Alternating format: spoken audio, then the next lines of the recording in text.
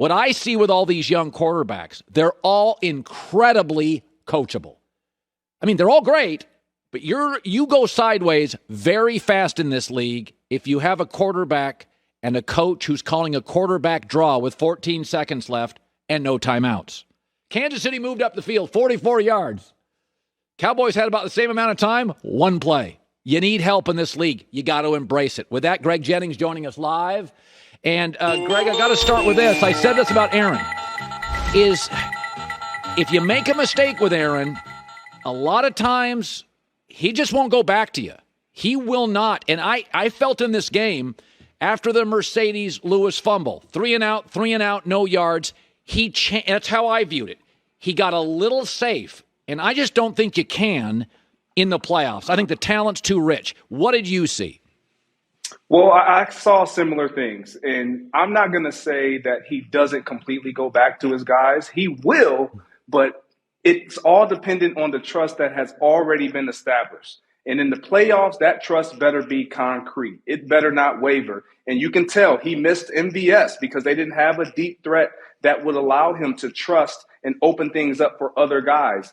Josiah DeGuaria, he had a drop, and he never saw another ball. He had one target, that was it, drop, done. Mercedes Lewis had the fumble, never saw another opportunity. You had Aaron Jones making plays. He had 10 targets as a running back, and obviously Devontae Adams with the 11 targets. But, yes, I agree. There was no spreading the ball around, enforcing the defense to play honest and across the board with everything you had out there.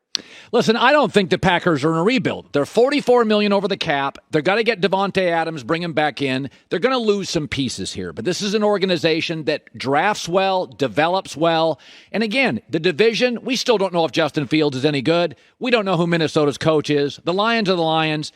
You don't have to have the best roster to win this division, and that still has relevance. Winning a division matters. Playing at home matters. Aaron and the Packers. When he said, I don't want to be part of a rebuild, I just thought it was like, dude, can we let the season breathe a little? What did you make of that comment? Well, I didn't make too much of it. I get what he's talking about, and he's specifically looking at his side of the ball. But defensively, they're nowhere close to being in a rebuild. Offensively, could they lose some pieces? Yeah. But he's making this statement because he understands this is what I want back. If we go back and listen to some of his previous statements, it's about relationships. The relationships that I have here, the relationships that have been built, the relationships that I will foster forever.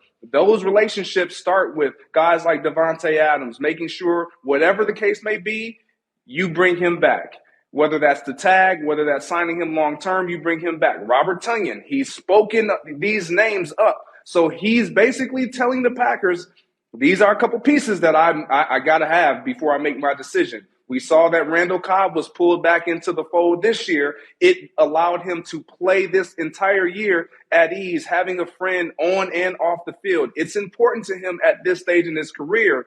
But the Packers are, I agree with you, they're nowhere close to being in a rebuild. No. They've got a bunch of good pieces. And by the way, they won this division going away, and they didn't have Jair Alexander wasn't healthy. They lost their all-pro center. Bakhtiari was hurt. They had injuries at receiver. Zadarius Smith was hurt. So they weren't even fully loaded and won the division. This team is fine. There's a lot of rebuilds in this league. Green Bay, in my opinion, is not one of them. Now, I want to go to Matt Stafford because you saw him for years and years.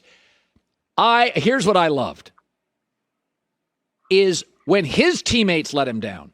Cam Akers fumbled twice. The center snaps the ball over his head. Cooper Kupp fumbled. It was meltdown mode. And he got wildly daring on that last drive. Greg, they had 44 seconds left, no timeouts. And they were at their own 30. Then they got sacked.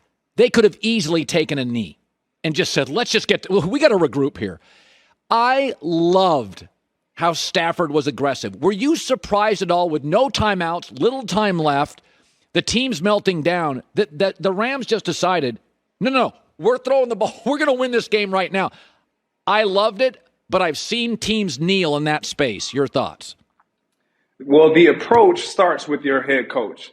Your head football coach understands who's on the other sideline. Defensively, they understand who's on the other sideline. So if you have an opportunity to not allow Tom Brady to get the ball back, whether it's via coin flip, what have you, you don't do it. Because you understand that we have a guy that he's a slinger. Matthew Stafford, his entire career, he hasn't played with caution. He's always been able to make those throws. He's always been able to put his team in position to where they can be successful offensively, and he can come from behind. You know what you have. He just didn't need to make that big mistake yesterday, and he did not. That's all that was a knock, if you ask me, going into the game. Matthew Stafford has to outduel Tom Brady and or match his play. He did that. His team won. All right, Greg, I'll tell you what. When you watch that Packers game in 0 degrees, was there a little bit of you that missed playing in that kind of environment? Absolutely not. Absolutely not. I mean, look, you know what? Jenna Wolf texted me and said, man, do you miss that at all? I'm sitting on a big, huge beanbag at home with a blanket over me, watching these guys in this weather, and I'm thinking, how in the world did I ever do that?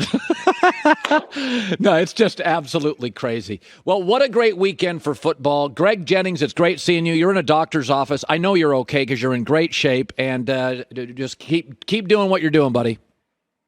I appreciate it. I've said this before, is that the NBA has always been a story league. The better the stories are, the better the league. The Heatles was a great story. Durant goes to the Warriors. Oh, my God, is this the best team ever? Great story. This year, the NBA, Ben Simmons is insufferable, and Kyrie Irving is wacko, and Westbrook doesn't work in the Lakers. They're out of stories. The NFL was never the story league. That's not what it was. We used to say it's the Shield. It's about business. This league is so lucky to have Patrick Mahomes and Joe Burrow and Josh Allen. I mean, the Matt Stafford story, in a tunnel and culture of losing for 13 years, goes to Los Angeles, gets the offensive Svengali, and he's in the NFC Championship. Garoppolo, a great soldier all year. They draft his replacement. Garoppolo could be just a nightmare, and Garoppolo has been the ultimate team player. Incredibly embraceable. He drives me nuts. What an embraceable, likable guy. Joe Burrow, worst offensive line, sacked 9 times on the road, is literally he straddles the line between cocky and likable better than anybody in sports. What a story.